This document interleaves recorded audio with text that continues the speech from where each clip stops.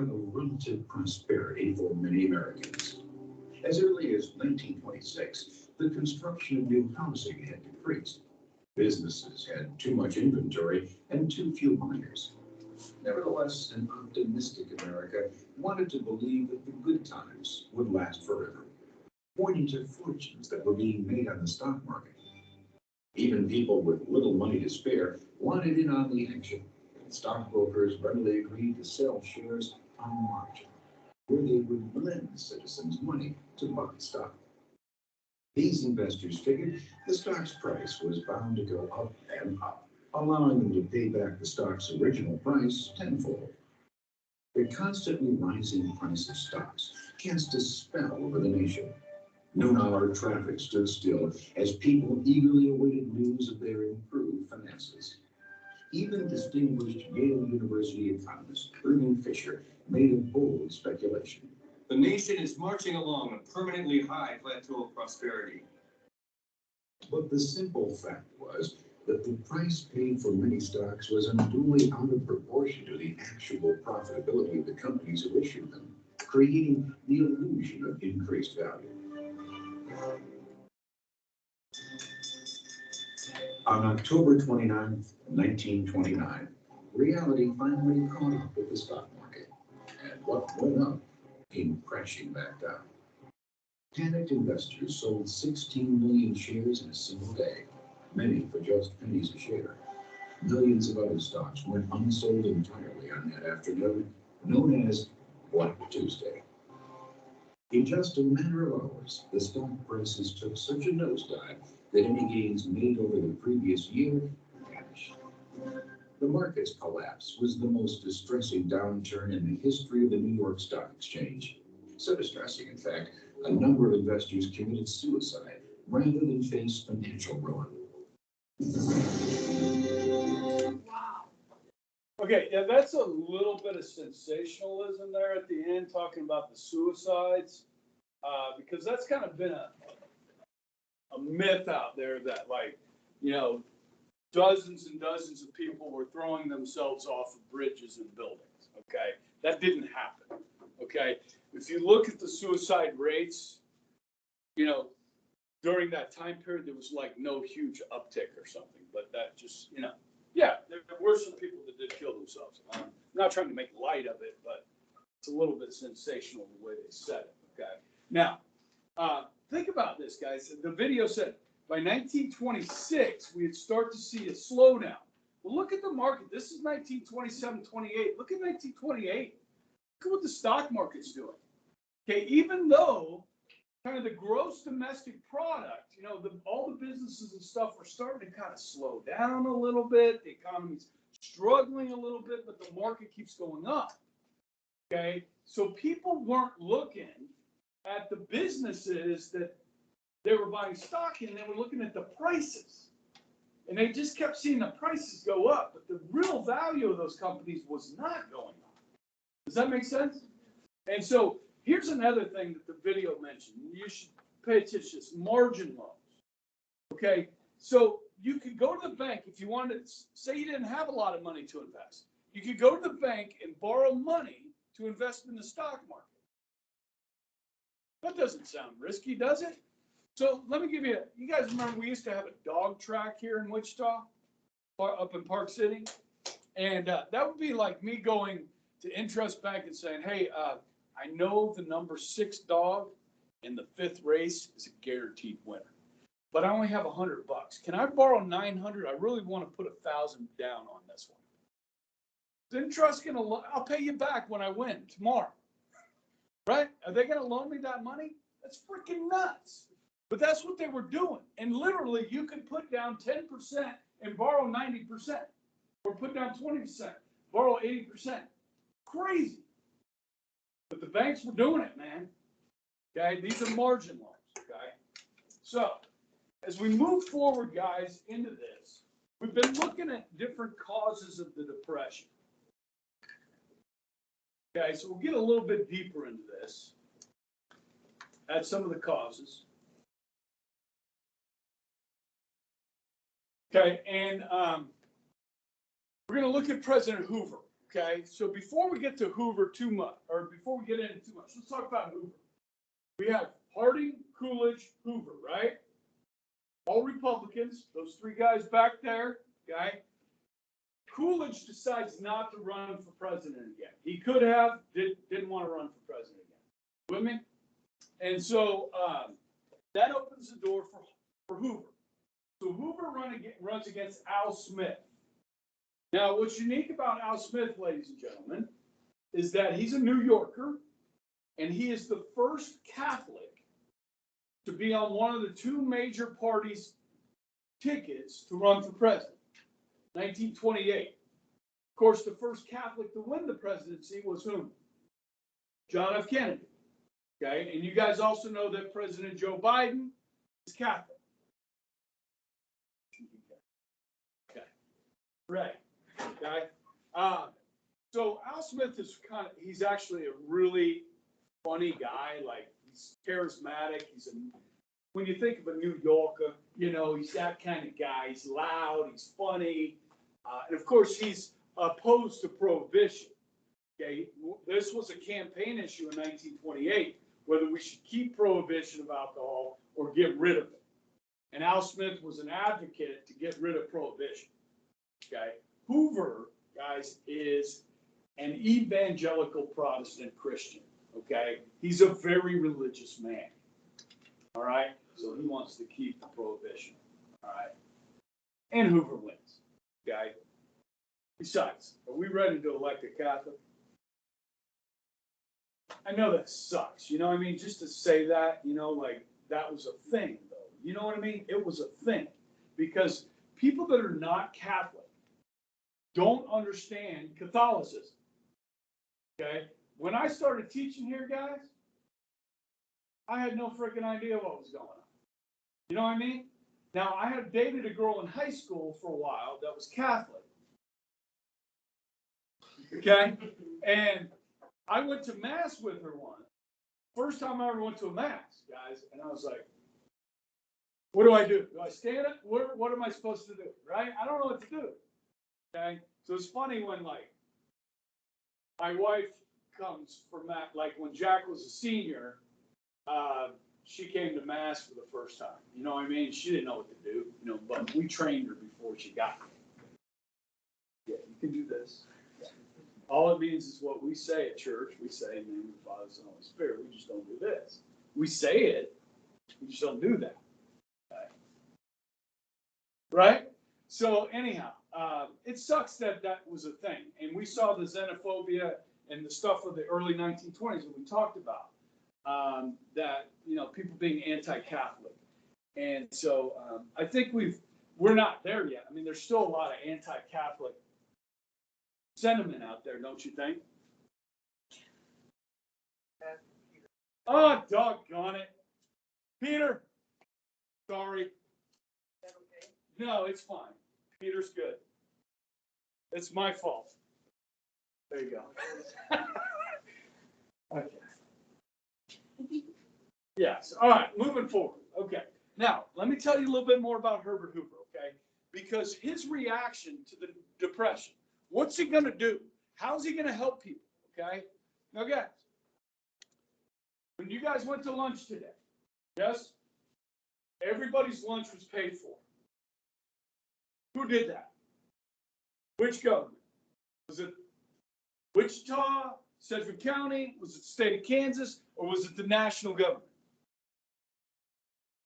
You know? The national government. Sending money to the states and local school districts for free lunches and breakfast. You with me? That's coming from the national government. Guys, prior to the 1930s, you know what the only relationship people had with the national government was the U.S. Postal Service, the post office.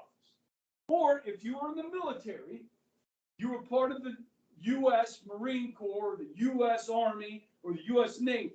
You know what I mean? But other than that, people never had dealings with the national government. We really, until the 16th Amendment and the income tax, the federal government never taxed you either. Okay, so the national government doesn't do much. We don't even have interstate highways yet. You know what I mean? So Hoover doesn't feel like it's the national government's problem to solve people's problems. Okay? Or to step in here. Hoover, at the age of 8, was an orphan. Both of his parents died. He was raised by a poor uncle, but he was a very bright student. He put himself through Stanford, working through Stanford, studied engineering, then went on to form his own mining company, became a multi-millionaire. He is literally a self-made man, from orphan to millionaire. Okay? During World War I, Hoover took his own money over to Europe to set up aid stations and food stations for victims of World War I with his own money. He's a good guy. Okay? He's a good, strong Christian man. Okay? But his worldview is, if Herbert Hoover can do it, anybody can do it. Okay? So he's going to be limited in what he's going to want to do to help people based on his worldview. Everybody follow that? Okay? Now, we look at problems with the economy. There were problems. This was the last line of Module 17. Production rose 40%, wages only 26%. People couldn't afford to buy all the stuff that was being made, right? Then you have unequal distribution of wealth. The top 36 wealthiest families, 36,000, had the same income as the bottom 12 million.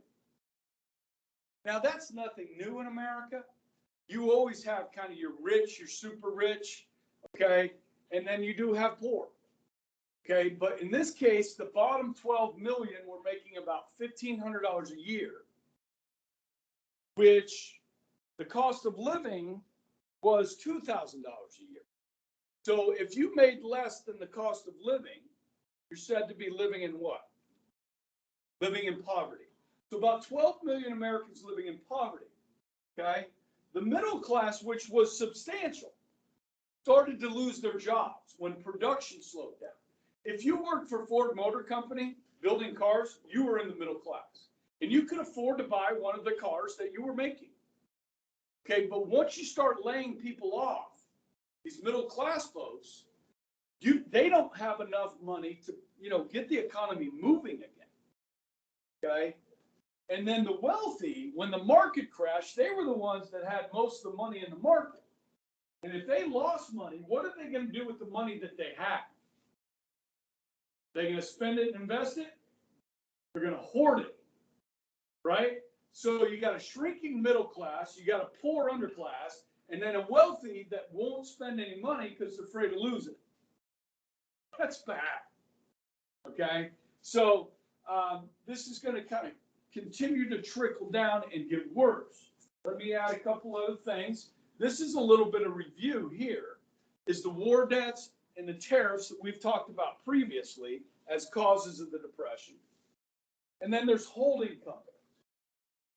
This is kind of a crazy idea. So like, we talked about stocks the other day. So let's say Henry Ford, okay, issues some stock for people to buy. And you and I buy a bunch of Ford stock, okay? We buy $2 million of Ford stock. Now, what is Ford going to do with this money? We could reinvest it in his factory, make it more efficient, build more cars. But instead, Ford, like everybody else, sees the stock market going up, okay? So what Ford does is it takes that $2 million and it buys $2 million worth of GE stock. So it can make money off somebody else's stock. So companies selling their own stock to buy stock in other companies. And when the market crashes, the money that we invested in Ford is gone. It just vanishes, gone. Okay, and that doesn't really build confidence in the system when people are doing this. Okay, and so that's bad. And then, It says other nations can afford to buy our products. Yeah. Were other nations having problems with their economy too, or is that because our prices were so high? Some European countries were having issues after World War I, like we did. Some of them got out of it. Like big focus on Germany because of Hitler and stuff. But by 1924, the German economy had started to, even though they owed $33 billion in war reparations, their economy started to rebound, as did others. Not to the point where they could pay us back the loans they owed us. But when we started putting tariffs on their goods,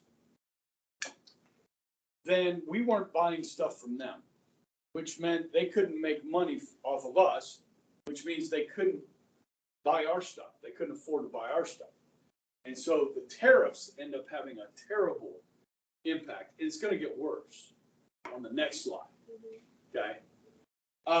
So the stock market itself, you say the stock market is a cause of the depression? No. There was a stock market before the depression. There was a stock market after. It wasn't the cause.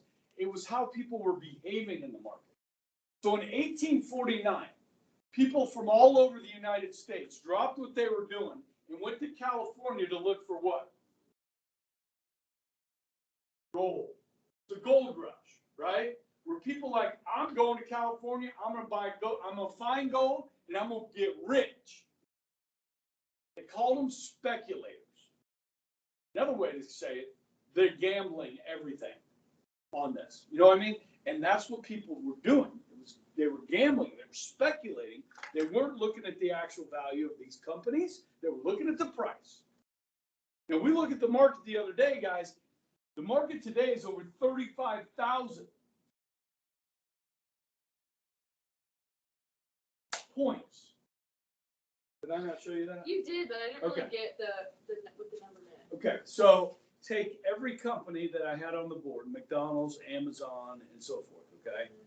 And add up one of their stocks, how much their stock is trading for. Oh. So every company on the market, you add those all up and it comes to 35,000. Oh, okay. Okay. That makes way more sense. So is it overpriced right now, the market? Is it too high? Maybe. Did I show you the 5-year and how much? Yeah. What's propping that up is government spending. Between Trump and Biden, since the pandemic started, we're talking close to $5 trillion the government has spent. And that includes your lunch that you had today. You know what I'm talking about? That is that money that is being funneled printed by the government. We don't have the money. We're just printing it and then sending it into the economy. And it's propping everything up.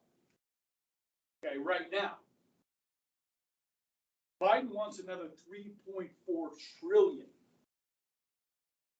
The national debt's already at 28. Yeah. So why can't we just print off? Like, why is that a big deal if the government prints off money? Inflation. Because That is one of the byproducts. Is inflation. is it not real money? Well, it has no value. You know what I mean? It starts to hurt the value. So let's say I have $1 million saved for retirement. And the government just decides to print trillions and trillions and trillions of dollars. What happens to the value of the money? It goes down. So what happens to my retirement plan? I've been working my ass off my whole life. And then we get a bunch of irresponsible sons of guns in Washington, and they've ruined my life savings for short-term gains so they can get freaking reelected. So are they actually printing off money right now? Oh, yeah. Yeah, the inflation rates have gone up. Yeah, there's new numbers coming out today that, suppliers for manufacturers, inflation's up 8%. Now, in recent years, most of the inflation's been around these three things. Healthcare costs, education costs, like college education. There's been a lot of inflation there, and energy costs. That's where the areas where we've seen it, in those sectors. But now we're starting to see inflation in a lot of different sectors, okay? Now, a small amount of inflation is okay, okay? What we don't want is hyperinflation, okay? we will get into some money supply discussions when we get to 1930, when we get to Roosevelt. Actually, we'll start with that in the next, after the first test, okay?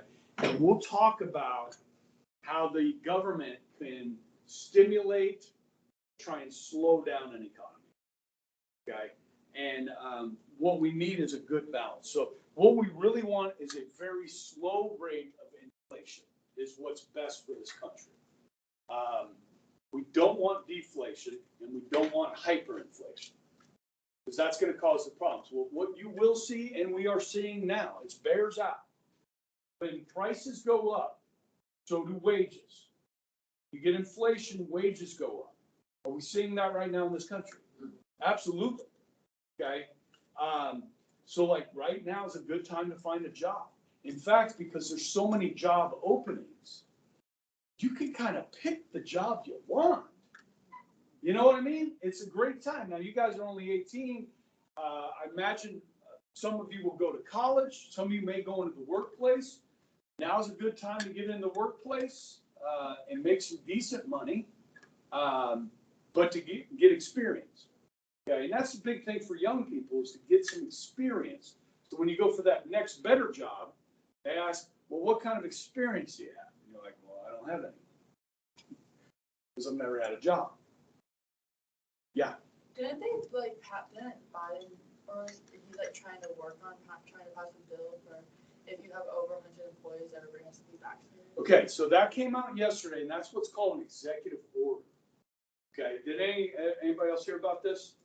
So if you have 100 or more employees, which I would assume would be the diocese, that you have to mandate that your employees get vaccinated or be tested daily or weekly? Okay. Now, does Biden have the authority under the Constitution to do this? That's the question. Now, I know at least 3 states already said they are suing the federal government. Texas, Florida, and South Dakota. Okay? That's just what I've heard at this point. Now, as far as the constitutional argument, have you guys heard of OSHA? It's like occupational safety hazards. So it regulates, like if you're in a roofing industry, it regulates that, your guys that are on the roof have to wear a harness, safety precautions and so forth. So out of state, that's how they're trying to do this is through OSHA. Okay. Now, is that beyond the scope of what the federal government can mandate to private employers?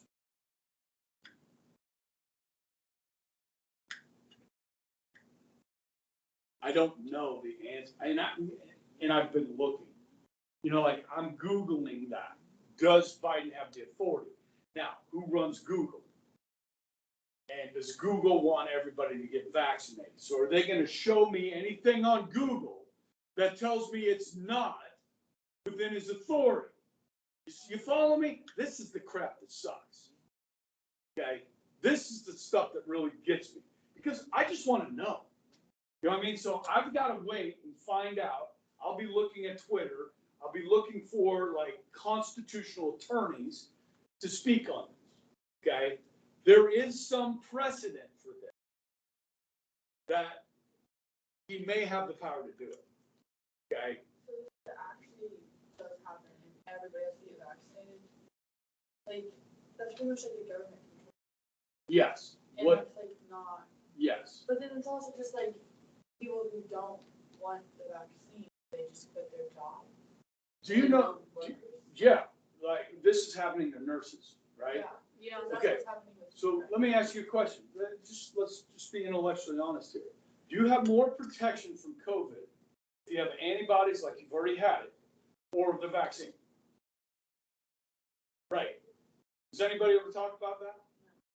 What about the people who've already had it? Do they have to get vaccinated? Yeah, they do. Okay. I don't support this. Okay, but I get what they're trying to do. I don't like being told what to do. Like really, I don't like the government telling me what. I don't like them telling me what to eat. I don't like them telling me how fast to drive. I don't like them telling me I have to wear a seatbelt. I paid for the car. I paid for the roads. Why do you got to come into my car and freaking put a beeping noise on when I don't have my seatbelt on? I have the right to be stupid. At least I thought I had the right to be stupid. You know, in some states you can drive a motorcycle without a helmet. In some states you can't. Okay? But what is freedom, man? What's more free than getting on a freaking Harley and riding down the highway with the wind blowing through your hair? I don't know if there's anything more free than that. Now, I'm not doing that because I don't want to get on a motorcycle and die. Okay? But I really envy those people that do. I'm like, dude, that looks like fun. But I'm not doing it because I'm a chicken shit.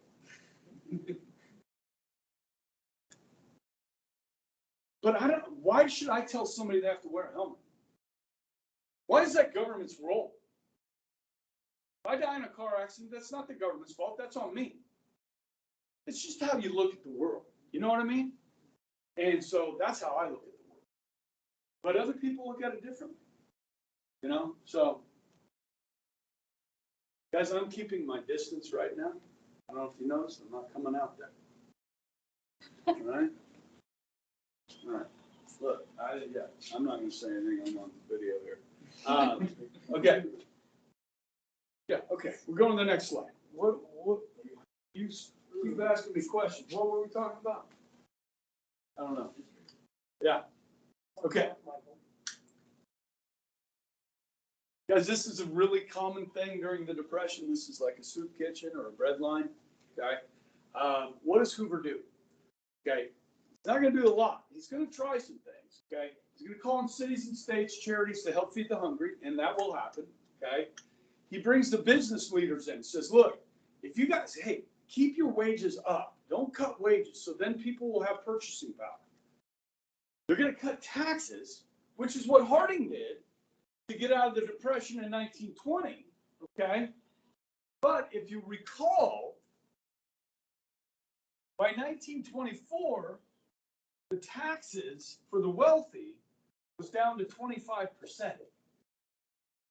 So there's not a lot of room to stimulate the economy by cutting taxes. So if you cut them to 20, is that going to make a huge difference? And the answer is no. Okay, so as far as using supply side economics to get us out of that, it's not going to go. Okay, and then Mellon, the Secretary of Treasury, right? Treasury, Mellon, who else? He says we're going to use the traditional approach. Let businesses liquidate. Purge the rottenness from the system. So, in other words, if you can't stand the heat, get out the kitchen. Okay? Look, I don't know if you remember this in 2009. Did any of you guys see the movie The Big Short? 2009 housing crisis, right? The economy went, and General Motors, okay, and a bunch of the big banks were in trouble. And the government bailed them out with our taxpayer money.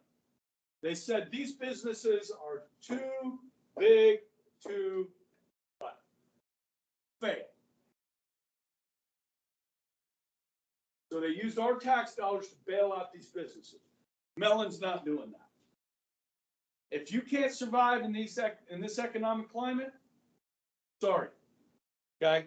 So the government's not coming to help. Now, Hoover will try certain things. And one of the groups that's in big trouble right now is farmers. Okay? Not to mention farm prices are dropping. We're about to start a drought that will lead to the Dust Bowl. Okay? So, they've established the agricultural marketing bill out of the Federal Farm Board. This is still around today. Okay? And this is the key word with Hoover. Okay? This is what Hoover's willing to do right here. You're going to see this over and over and over the next few slides. He will loan you money to help you, but he's not going to give you something for nothing. In other words, no welfare here. Okay? We'll loan you money. Okay, so what they do is loan $500 million to farmers and to help them market their crops, which basically means help the farmers sell their crops and for a good price. Try and keep prices up. It didn't work. Guys, when we put tariffs on foreign trade coming in, they started putting tariffs on our exports. And our biggest export in this country is what? Food. So our farmers are in trouble. A bushel of wheat goes from $1 a bushel to 61 cents.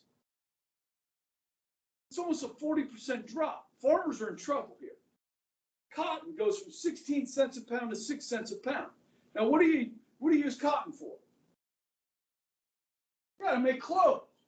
Guys, as we hit the Depression, they're gonna be people buying new clothes, or they're gonna be wearing hand-me-downs. Yeah. Yeah. So what's gonna happen to the textile industry that makes the clothes? They're going under. So Hoover's solution? More tariffs on foreign textiles coming in. Okay, if we can stop the textiles from coming in, we can help our textile industry here. Follow me? So he goes to Congress and says, I want to revise the tariff on textiles. Congress is going to come back with something much bigger than just a revision on the textile.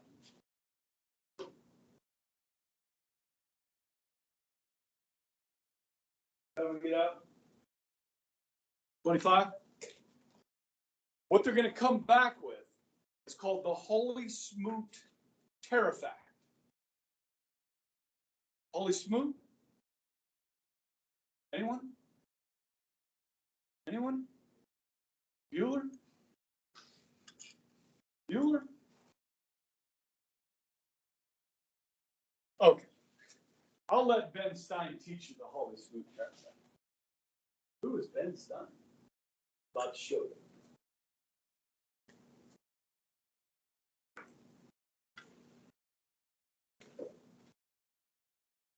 Adams, here. Adam Lee, Here. Adamowski, Adamson, Here.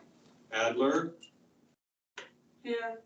Anderson, Anderson, Here. Bueller,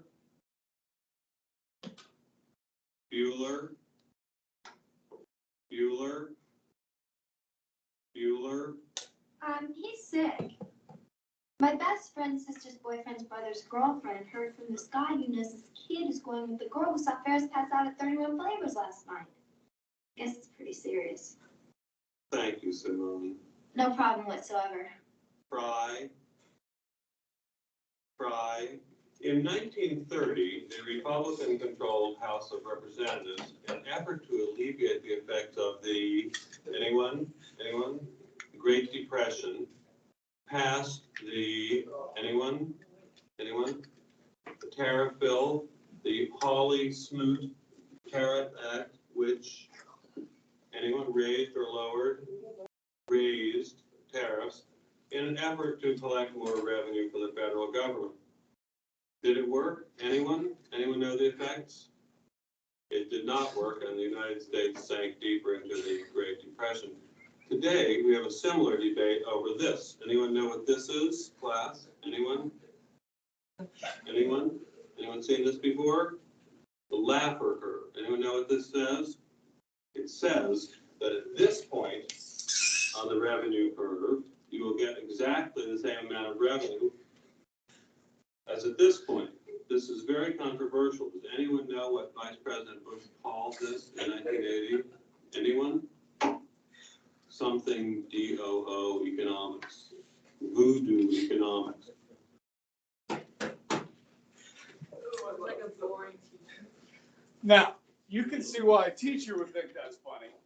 I'm glad you guys thought it was funny, because of all the classes I have each day, which one reminds me most of that video? This one? Yes. Really? Yes. Oh.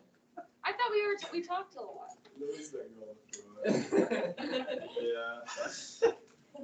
Shut up. Okay, let me tell you something. That actor's name is Ben Stein, okay?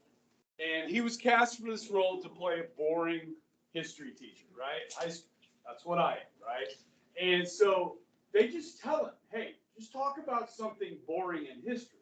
Which just so happens that Ben Stein in real life is a Harvard-educated economist. Okay, so he picks one thing to talk about, and he talks about the Hawley Smoot Tariff Act. Okay, and I remembered that from watching the movie, and when I started teaching the Hawley Smoot Tariff Act, I said, well, I'm going to bring Ben Stein into this, okay, and let him teach it. And so it is kind of a big deal. He had a show on Comedy Central called Win Ben Stein's Money. So it was like a trivia. Get really smart people to go on there. It's like Jeopardy. And they'd ask the question, and if you could get more answers right than Ben Stein, then you'd win his money. Okay? He didn't lose very often. But yeah, if you haven't seen that movie, guys, and you're a high school student, teenager, you need to watch Ferris Bueller's Day Off is the name of the movie. Okay. You've seen it? It's funny. Yeah, it's really funny. So guys, look at this. So instead of just fixing the textile tariff, they're going to put tariffs on thousands of things. And within 17 months, trade, imports, and exports are cut in half. Okay, so this will have a devastating impact on the economy and drive us deeper into depression. Okay, so I'm going to stop there. Tomorrow or Monday when we get back, we'll get into like how bad was it, okay, and look at some of that. It's weird because like all these pictures we look at generally are in black and white, right? So when you think of the Depression, you kind of get these images in your mind, these black and white images, you know, which to begin with are dreary. It kind of adds to, you know, the feeling about the Depression. So I'm going to just kind of give you the straight up on that and how bad it was or how bad it wasn't. It was certainly bad for a lot of people, but it wasn't bad for everybody. You know what they call a recession, okay, which is 3/4 of negative growth in a year. There's 4 quarters in a year. 3/4 of negative growth in the economy is a recession. But what other people say, a recession is when your neighbor loses their job. A depression is when you lose your job. Okay. And I've lived through, I don't know, 3 or 4 different recessions since I've been alive. They happen. We get up, and we get down. Get up, get down. Okay. We just don't want the highs to be too high and the lows to be too low. You know what I mean? So, you know, spending money like we are spending money. We've never spent this kind of money before. We've never run these kind of national debts before. Now, during World War II, we had a pretty high national debt, but then we worked on retiring that. How are we going to retire this debt? And I think the biggest thing you have to look at, guys, as government grows and we institute new programs like free breakfast and lunch, do you think that'll go away? Or do you think that's here to stay? Hopefully. I mean, well, what happens when you take it away? Then some people are going to be upset, right? And they're going to vote. And so if one party says we should keep that, and the other party says we shouldn't keep that, so you're voting with your stomach. Most government programs that are created never go away. So as far as reducing our debt, that's becoming Congress wanting and cause pain for anybody. And when you get rid of them,